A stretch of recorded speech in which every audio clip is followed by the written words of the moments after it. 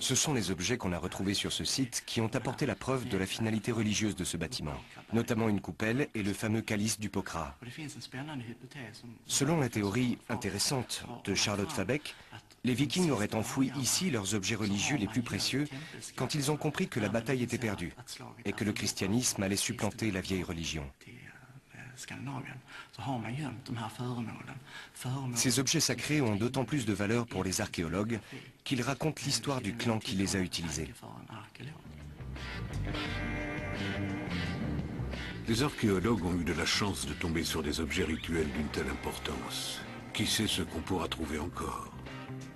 Juste à côté du site du Pokhara, une équipe de chercheurs dirigée par l'Autrichien Wolfgang Neubauer sonde le sol avec un radar et un magnétogramme.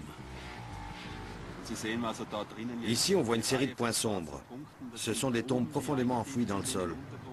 Les zones sombres à l'intérieur des tombes ont une force géomagnétique plus élevée. Voilà pourquoi on les repère si bien. À cet endroit, par exemple, on détecte une forme rectangulaire. Il s'agit probablement d'une maison viking assez grande.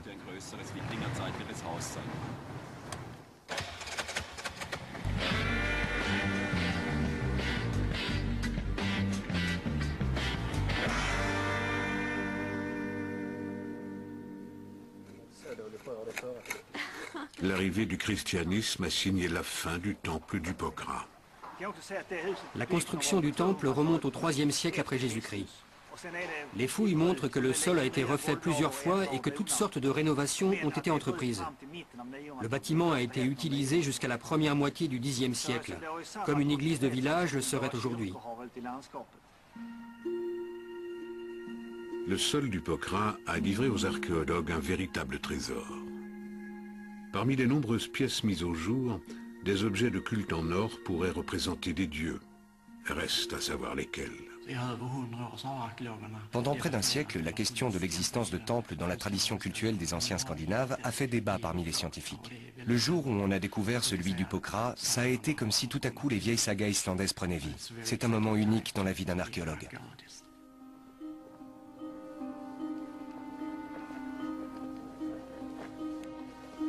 On ne sait pas comment les Vikings vénéraient leurs dieux. On ne connaît pas les rites célébrés avant le départ d'un drakkar, ou lors d'une naissance ou d'un décès.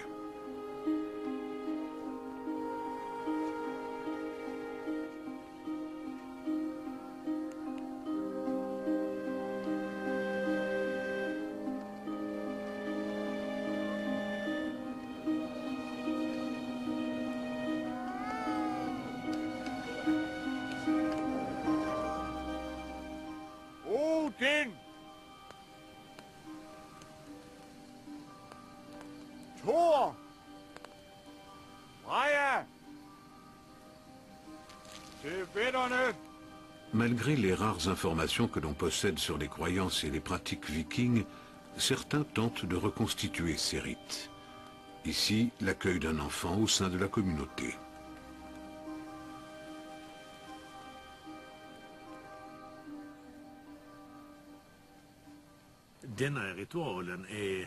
Ce rite rassemblait la famille au sens large, c'est-à-dire le clan et ses alliés.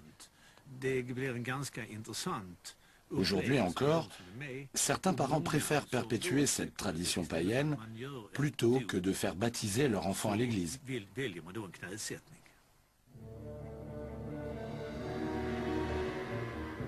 Mais on connaît certains détails des rites des Vikings. On sait en particulier qu'ils pratiquaient des sacrifices.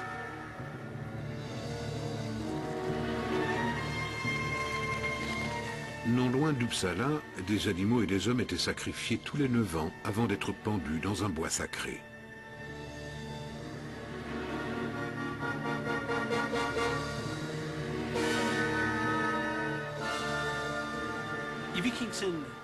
À l'époque viking, on pratiquait un rite plutôt radical. On prenait 3 coqs, 3 chiens, 3 bœufs et 3 esclaves âgés. On égorgeait tout ce petit monde, on collectait et on mélangeait leur sang. Puis on badigeonnait les statues de Thor, d'Odin et d'autres dieux. On appelait ça une libation. Ce sang sacrificiel était censé parvenir jusqu'aux dieux et leur profiter.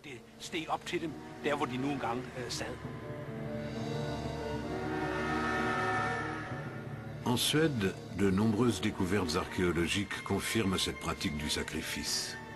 Ce crâne, par exemple, appartenait sans doute à un ennemi sacrifié. Voyez ces gros trous.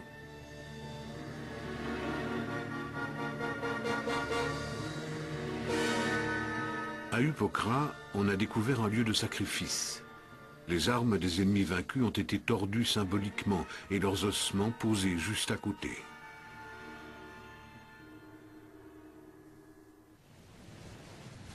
À l'époque où les raids vikings atteignent leur paroxysme, les premiers missionnaires embarquent pour la Scandinavie.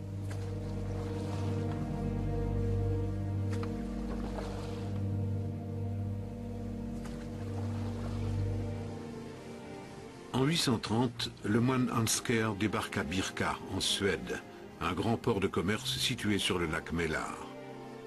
Olaf Tryggvason ne se fera baptiser qu'un siècle et demi plus tard.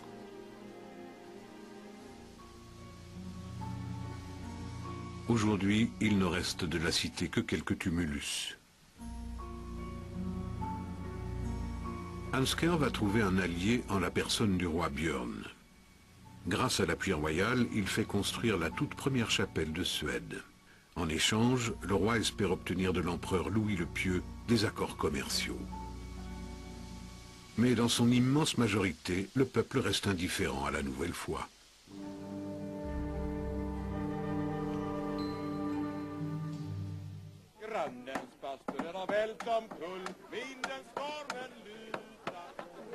Tout comme Hansker, les premiers missionnaires sont confrontés à une difficulté de taille. Les Scandinaves ne vivent pas dans un grand royaume unifié, mais dans de petits fiefs. La tendance est à l'individualisme. Les hommes et les femmes du Nord ne se laissent pas convertir collectivement. Autre difficulté, ce ne sont pas les barbares que le reste de l'Europe imagine. Ce sont de bons vivants, attentifs à leur hygiène corporelle, amateurs de bijoux et autres accessoires.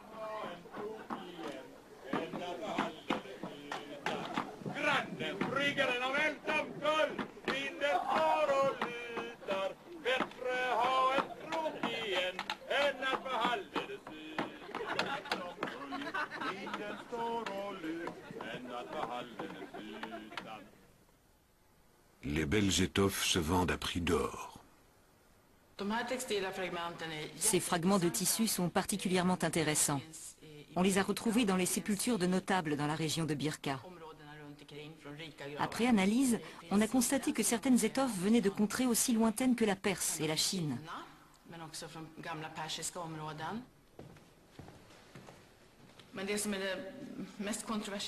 Une question longtemps controversée de l'iconographie viking a été l'usage de ces broches appelées fibules sur les vêtements féminins.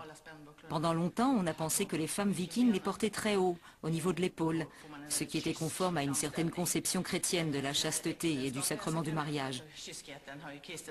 Mais les fragments de costumes retrouvés dans les tombes attestent d'une réalité sociale et religieuse différente.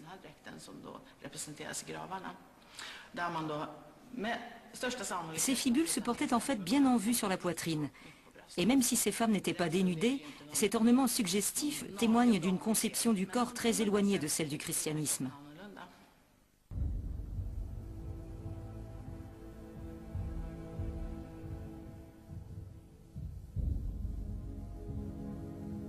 Les dieux de cette société païenne vivent loin au nord, dans une forteresse appelée Asgard.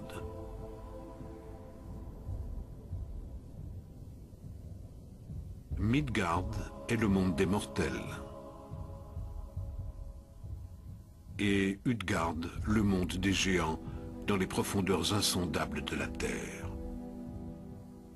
Asgard et Midgard sont reliés l'un à l'autre par l'arc-en-ciel Bifrost.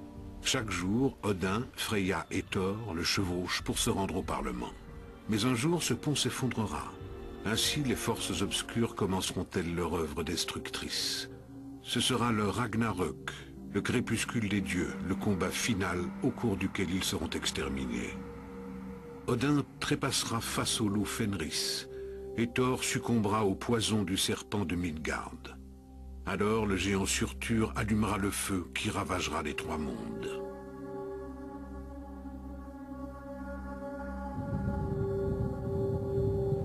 Mais certains dieux renaîtront des cendres de l'ancien monde, et une nouvelle ère commencera.